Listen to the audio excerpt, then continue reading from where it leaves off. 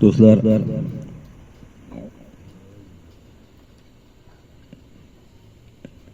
hayot shunaqa bir katta bir yo'l ekanda. Onadan tug'ildik, faqat bir tomonga. Yakuni umrda ado bo'lishiga qarab yurar ekanmiz. Bizga yoqadimi do'stlar? Yoqmaydimi? Onadan tug'ilgan kunimizdan boshlab umrimiz ozayishni boshlagan. Umrimiz ozayishni boshlagan. Mana yaqindan beri qancha bu hadisda aytilgan bashoratlarni hammasi birin-ketin isbotini topib boryapti. O'sha yosh holatda o'tib ketayotgan odamlar ko'p bo'lyapti. Bemahal o'lim ko'p bo'lyapti.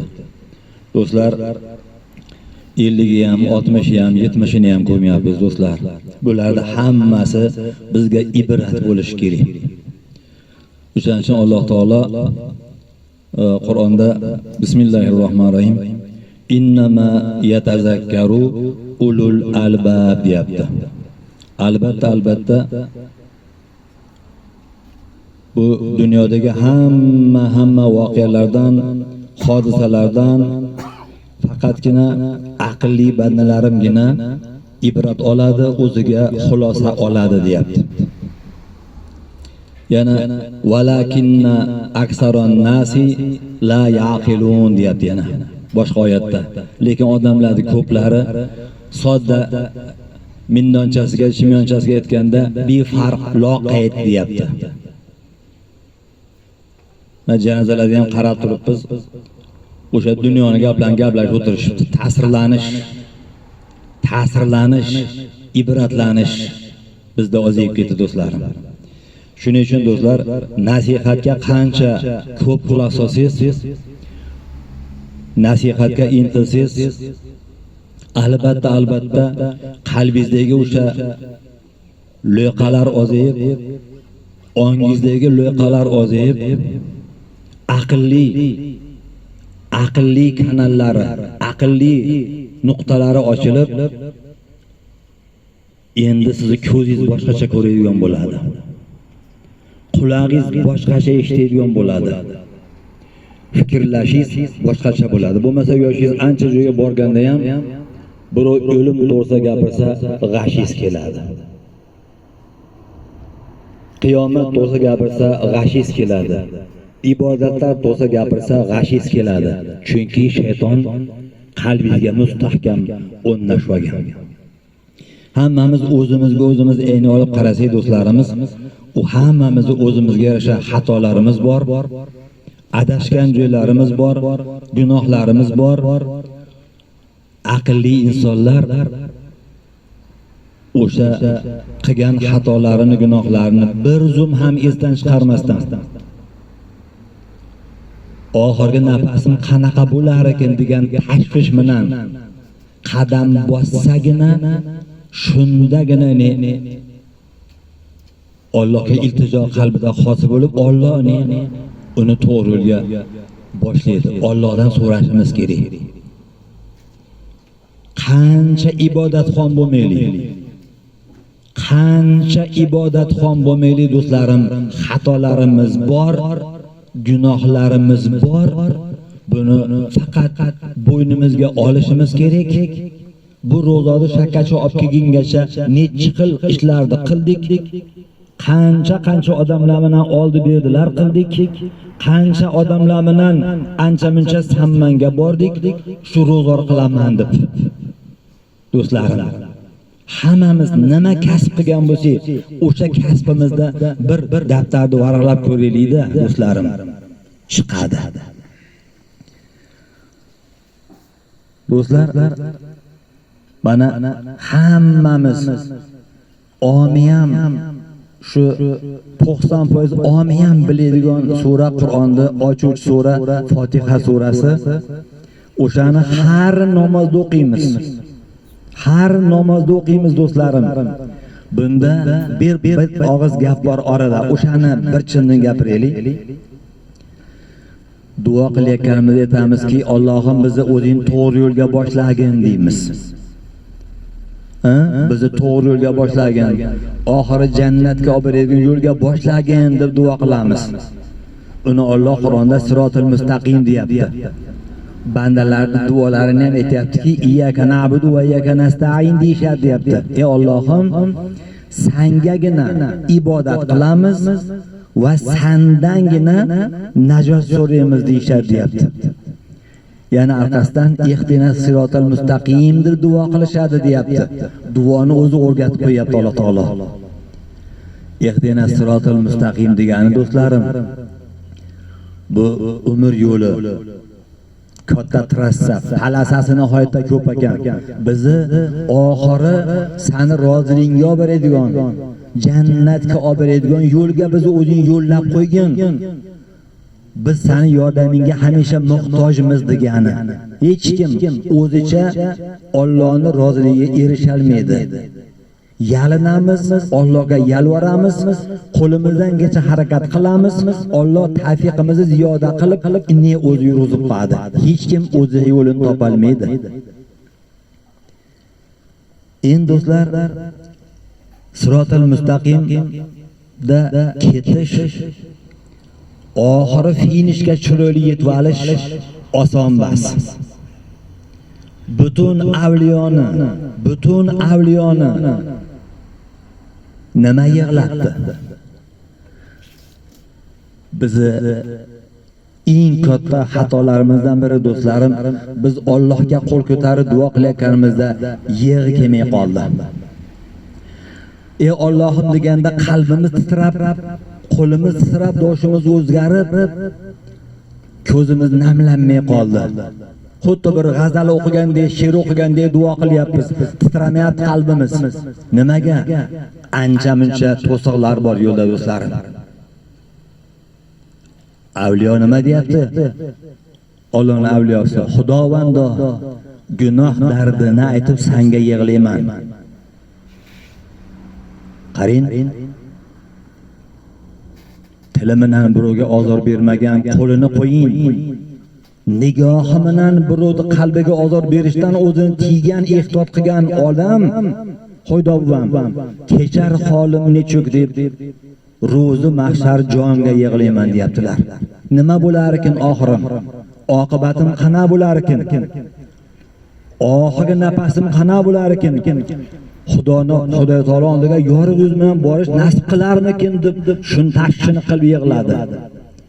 Bizda mana shu tashvish do'stlarim, xolis o'zimizga qaraylik, shu tashvish yo'q.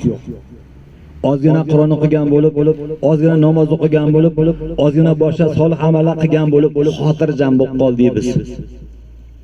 Bu shayton uchun juda katta yutuq bu. O'zimizga ayni olib qaramayapmiz. Do'stimizni ko'mib, tenqurimizni ko'mib, o'zimizdan yoshni ko'mib ta'sirlanmayapmiz do'stlarim. Hammamiz mehmon bo'lib turibmiz do'stlarim. Aytayaptilarki, sirotul mustaqimda yurayotgan odamda ba'zi belgilari bor ekan. Aytayaptilarki,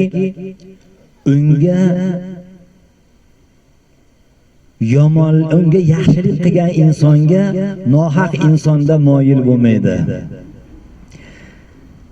Masalan, Haybullo qoriga bitta odam juda qattiq yaxshilik qildi. Bir kuni kelib iltimos qildi, qori aka dedi. Bitta shunaqa ish bo'lib qoldi, shu men shunga guvoh edim deb guvohlik bersangiz, meni ishim bitib ketadi dedi.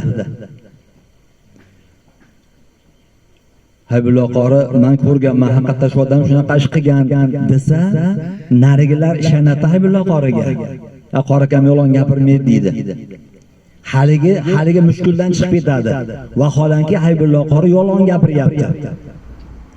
Haligi odamni yaxshilik qiluvdi, endi iltimos qilib keluvdi, endi kecha yaxshiligiga endi hayron bo'lib, hammaylar deb borib haligi ishga o'ttaga tushib yolg'on gapiruvdi. Narigi odamning mushkuli oson bo'ldi, lekin narigi odam jabrlandi.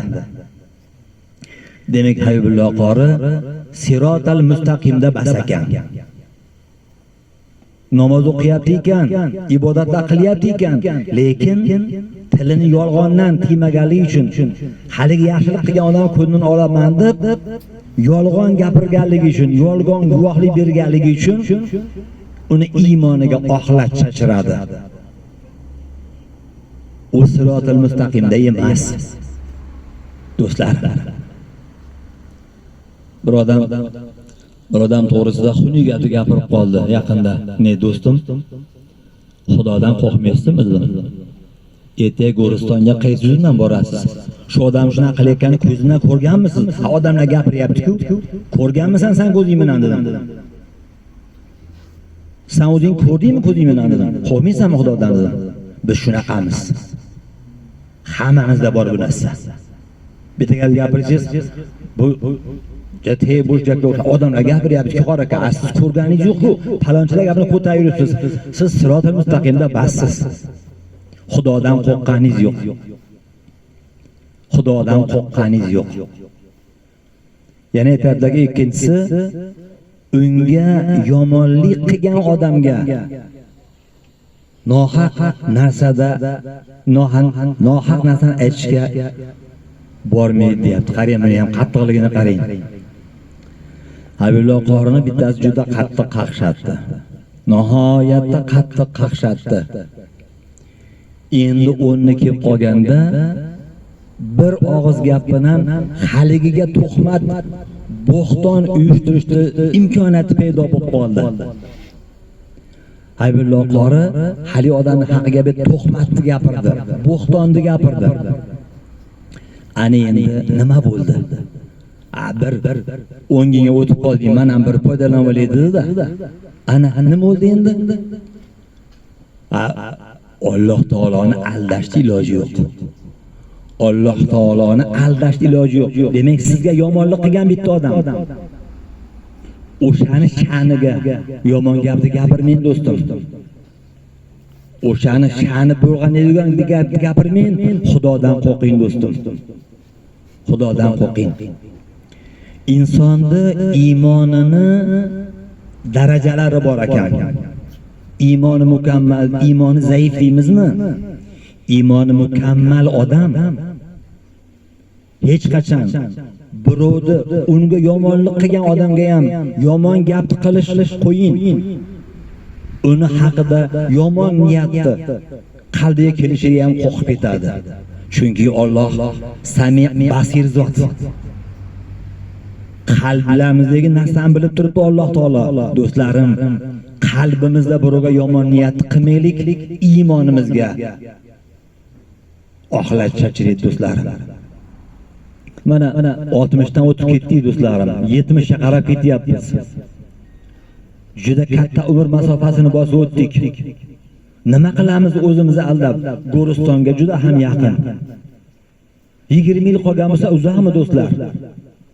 Buni o'ylamaganligimiz uchun biz tilimizni tiymaymiz, qo'limizni tiymaymiz, oshqozonimizni tiymaymiz do'stlarim. Sirotal mustaqimda yurmas ekansiz, shunga intilmas ekansiz. Kuni gapirdim Archa mahallasida. Bir odam dedim, 5 mahal namozni masjidda o'qiydi. Qur'onni har kuni xatm qilyapti, lekin dedim, uni Alloh taoloni oldida o'rigi juda past. Juda past. Ko'rinishdan nihoyatda ajoyib, lekin Allohning oldida o'rigi juda past. Nimaga? Uni tili iflos. U yolg'ondan qaytmayapti. Yolg'on, tuhmat, bo'xton, mish-mish gaplar gapirish uni kasbiga aylanib ketgan. Do'stlarim, yana aytadilarki, nimaki hayotida amal qilayotgan bo'lsa, o'sha amalda Allohning roziligini oldinga qo'yadi deyapti. Shu shum Allohga ma'qul bo'ladimi?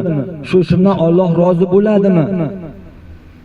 Yo Alloh norozi bo'ladimi? Shuni analiz qilib ne qadam bosadi deyapti.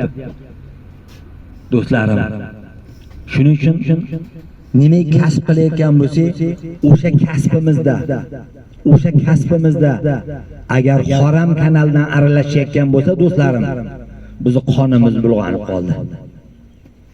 Qonimiz bulg'anib qoldi. Birovning haqi do'stlarim, birovning haqi tavba bilan toza bo'lmaydi.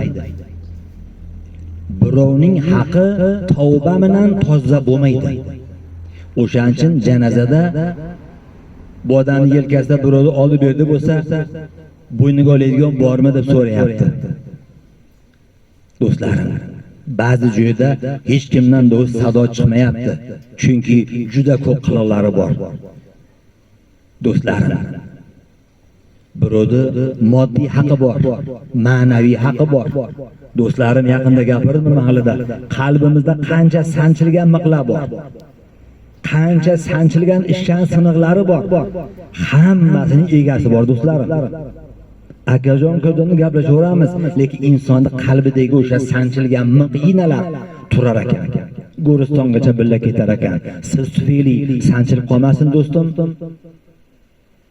Go'ristonga yorug' yuz bilan borib olish uchun do'stlarim, shularni eslaylik. Hammamizga ham Alloh taolo oqibatimizni xayrli qilsin. Bir-birimizga do'stona ilmni gaplashdik. Alloh taolo meni yaxshi bandalarim deyapti, bir-birlarini yaxshilikqa chaqirishadi deyapti. Mo'minlar sifatlan gapirayotganda yomonlikdan qaytarishadi, bir-birlarga do'st bo'lib, aka bo'lib, uka bo'lib ilinishadi deb maqtayapti. Ilohim o'shalar qatoriga hammamiz qo'shilishni Alloh nasib qilsin. Subhana robbika robbil izzati amma yasifun va salamun alal mursalin alhamdulillahi robbil alamin.